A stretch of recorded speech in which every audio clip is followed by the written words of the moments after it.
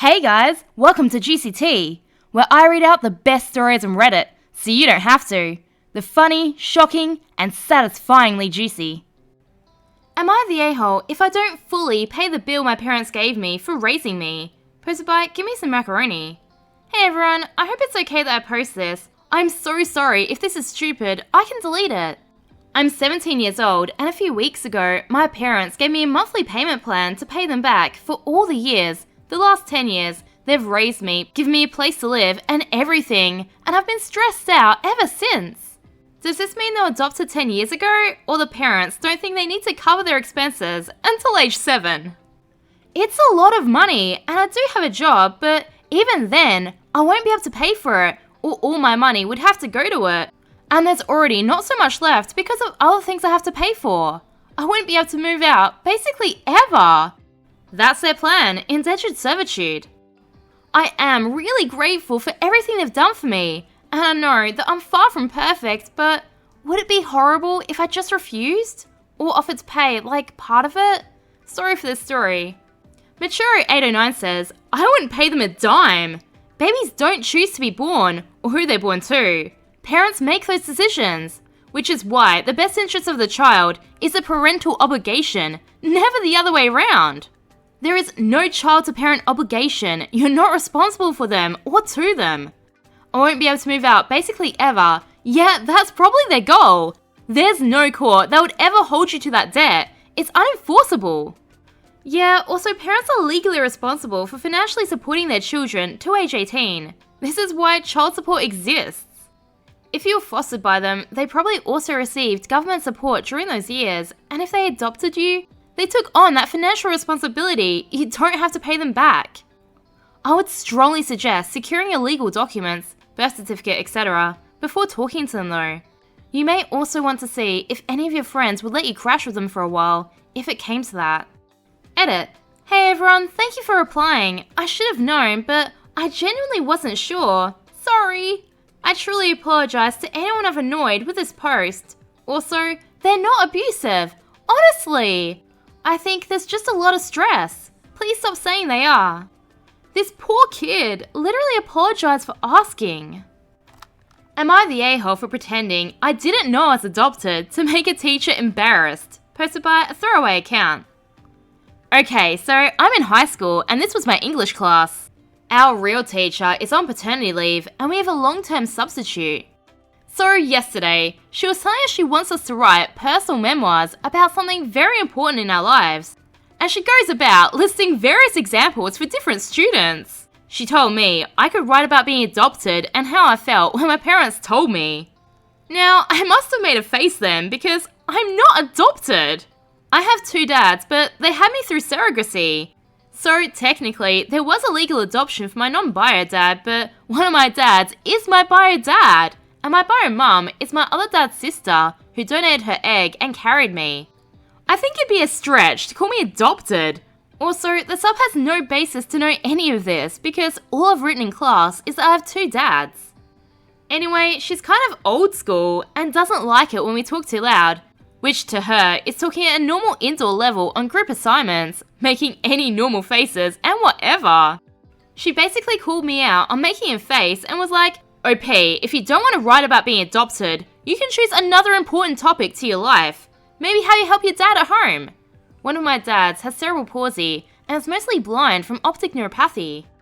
I did write briefly about that in the intro assignment with our other teacher, so he must have left them with her to get to know the class. I was confused, so I said, I'm not adopted. She put her hand over her heart and goes, oh honey. So now my brain which was lagging caught up and I realized she was only thinking I'm adopted because I have 2 dads. So at this point, I'm like, I'll just play into it. So I look upset and I'm like, I didn't know I was adopted. She's kind of panicking a bit and telling everyone to just start writing something.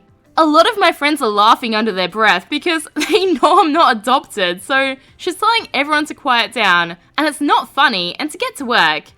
I'm like, what do you mean I'm adopted?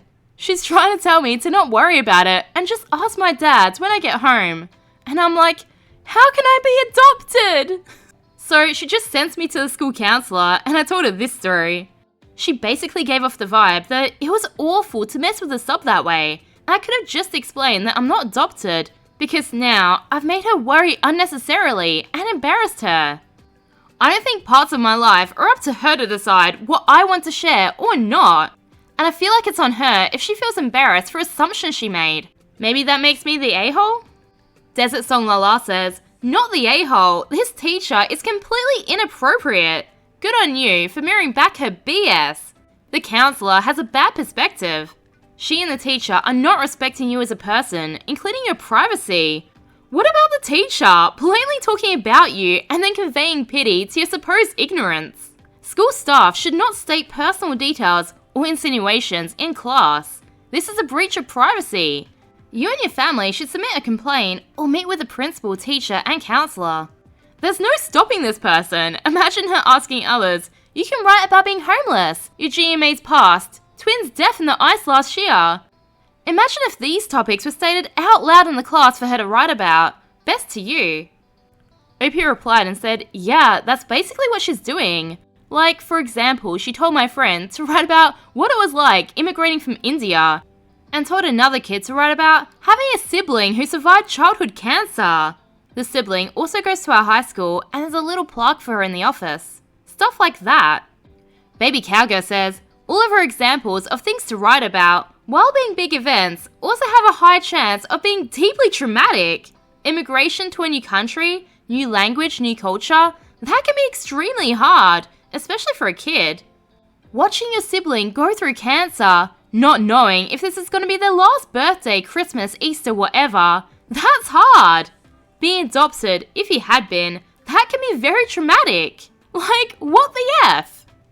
Scorp128 says, It is one thing to ask a student to write about an important event in their life.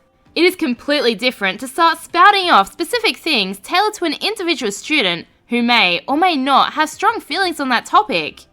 Even if that student has mentioned it before in other writings, teachers should not be weaponizing this kind of information. Maybe they just shared it in an assignment because they thought that their private information would stay between them and their teacher. Doesn't mean it should be trotted out in front of the entire class as an example. Teachers shouldn't be asking loaded questions that have the possibility of triggering traumatic events in kids' lives. And if they do, they better be damn well prepared for the fallout they cause by pushing the issue. I found out after 13 years that my wife lied to me at the beginning of our relationship. How can I let this go? Our next story comes from the Relationship Advice subreddit, posted by a throwaway account. I, 34 male, have been in a relationship with my wife, 33 female, for 13 years, married for 8. We haven't had any major fights. We've always gotten along well, only respectful discussions when we happen to disagree on something. I love her very much, and I can't imagine my life without her. However, just last week, I discovered that my wife lied to me about her being with other people at the start of our relationship. Here's the backstory. We were friends during our time at university. She'd just broken up with her toxic and abusive ex at that time. We hung out with other friends frequently, going to bars and had a great connection. About 2 months after a breakup, we went to a concert together, where we kissed. After that, we started going out just the two of us quite often, and it was clear to me that I was falling for her. At that point, we hadn't explicitly discussed whether we were exclusive or not. To be honest, I assumed that she was seeing other people, given that we were young and in college, and I thought it was normal for her to explore other relationships after a recent breakup. It's important to note that I wasn't dating anyone else during this time. My choice, I didn't tell her, and I wasn't expecting her to do the same. As our relationship progressed, I asked her to be my girlfriend, which she happily accepted. We became exclusive at that point. We're both a bit forgetful when it comes to dates, so sometime later, I realized that I couldn't recall the exact date that I asked her to be my girlfriend. I approached her, and she couldn't remember either. We both laughed at ourselves and tried to guess the date. She then suggested, why don't we consider the date of our first kiss as the start? I thought it was a perfect idea, but I also pointed out that we weren't exclusive back then, so if she dated other people after that, it might be a bit awkward for me. She then told me that after that day, she hadn't kissed, hooked up with, or gone out with anyone else because she was already in love with me. I was overjoyed by this revelation, and it only deepened my feelings for her. However, last week, while at a family barbecue gathering at her mother's house, her brother mentioned how relieved he was that I was his brother-in-law instead of that idiot Robert, fake name. He recalled seeing them going out together once and was glad when we announced our relationship to the family. I immediately sensed my wife's discomfort, and it was clear that she felt caught. Later, when we were back home, I asked her about Robert, and she revealed that he was someone she'd gone out with a few times after a breakup with her ex. I asked her if she'd continued seeing him after our kiss at the concert, and she confirmed that she had. When I pressed further, she admitted that they'd also had sex. I felt a wave of conflicting emotions, akin to feeling cheated, even though we weren't explicitly exclusive at that time. It made me question my reaction, and I felt somewhat ridiculous for feeling this way. She apologized, explained that she hadn't disclosed this information out of fear of losing me due to a casual encounter she'd had after we'd become involved. I reassured her that I understood that we hadn't been exclusive and I wouldn't have been bothered by it if she'd been honest from the beginning. However, I admitted that I was now grappling with the fact that she'd kept this from me for all these years. She is deeply remorseful and constantly worries that I might leave her, which I have no intention of doing. Nevertheless, I find myself struggling to overcome these mixed emotions. I feel like I shouldn't be upset about something like this, but I can't control the way I feel. How do I move past this? Edit. There are a lot of questions asking, how does her brother know about it if it was just a casual hookup? They knew each other before, they took a Spanish course together, and her brother always thought that Robert was an a-hole and never liked him. He saw my wife and Robert going out once when he was out with his own girlfriend, who is now his wife, and thought, please God help me, not that guy, anyone besides him. There's also a lot of people saying, why are you throwing away 13 years of marriage because of ... I am not throwing away anything. I came here looking for advice on how to get past it. How do I deal with it? Yes, I do therapy, and I'm dealing with this in therapy, but it's not been easy on me. So I came to the internet looking for advice. Probably a mistake. Down in the comments, Stormy says, sounds like a dumb thing a 20-year-old says because they're embarrassed, then never fixes because they feel too guilty over something stupid.